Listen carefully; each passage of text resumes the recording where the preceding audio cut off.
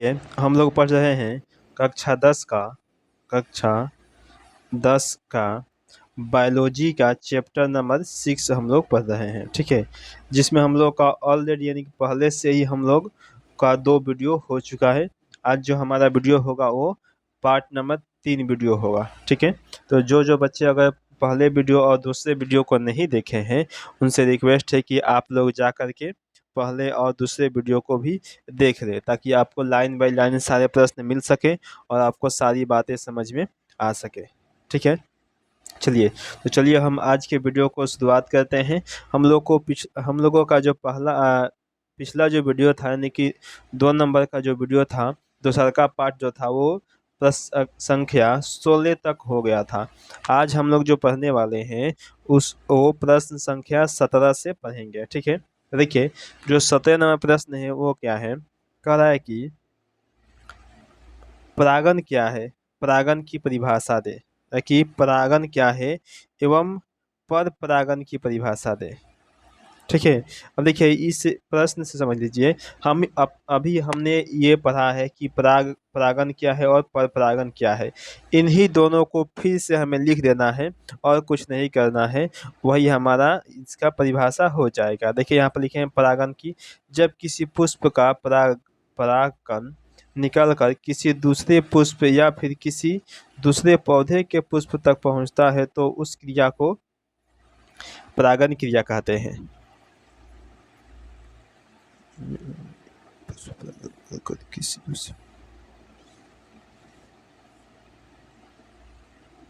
ठीक है, देखिए ये हो जाएगा आपका परागण नहीं, बल्कि ये आपका हो जाएगा पर परागण।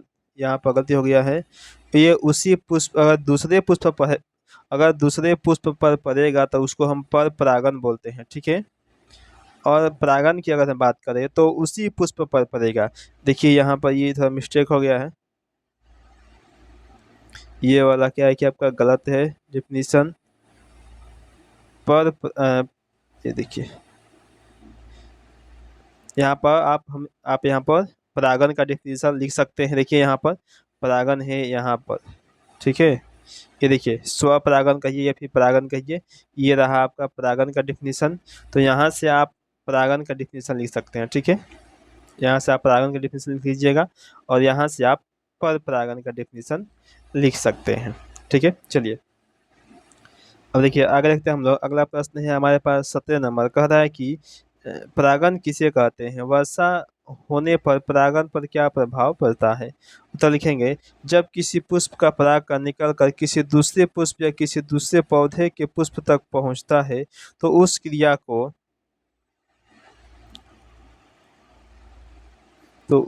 को परागण कहते हैं।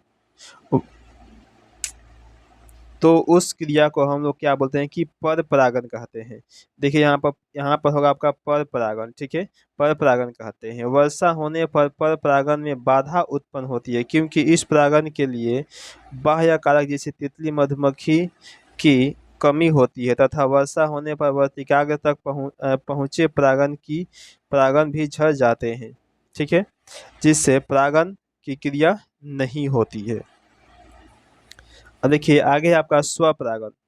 लिखेंगे जब परागण की क्रिया किसी पुष्प के परागकोश से पराग निकलकर उसी पौधे के पुष्प पर पड़ता है तो उसे हम लोग स्वपरागण कहते हैं।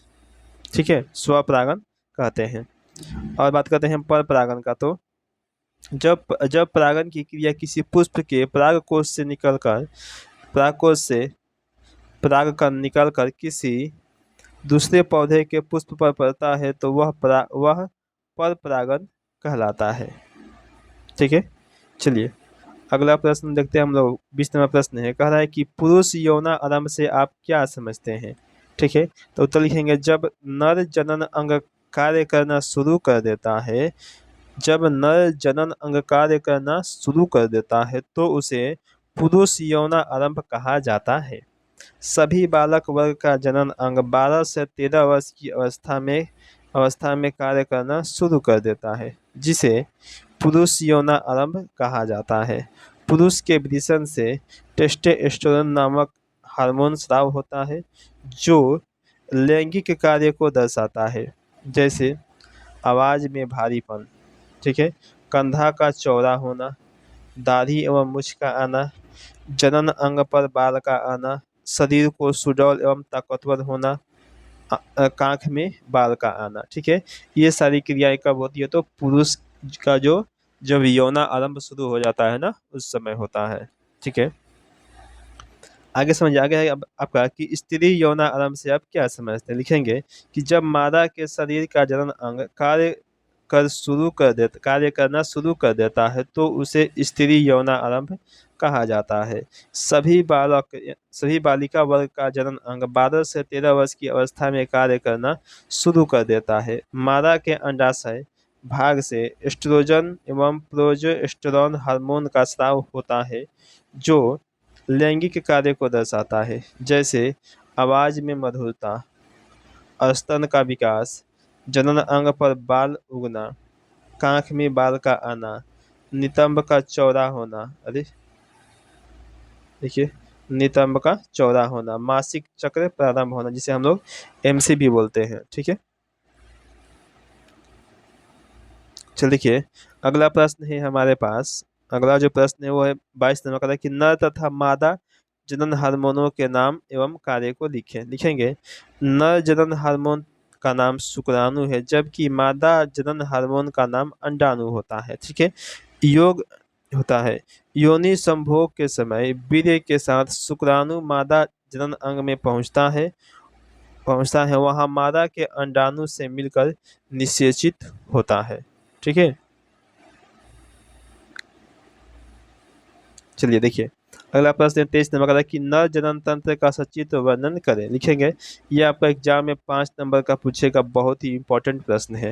लिखेंगे कि नर प्रजनन तंत्र के अंतर्गत कई प्रमुख अंग शामिल होते हैं, जैसे वृषण।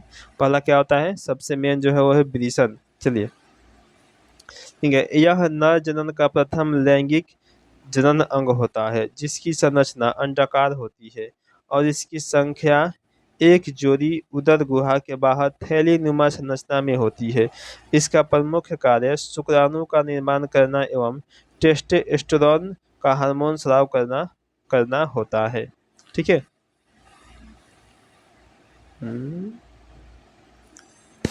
उसके बाद है आपका अधिवृषण। लिखेंगे, शुक्राणु के संग्रह स्थान को अधिवृषण कहा जाता है। तीसरा का लिखेंगे शीशन।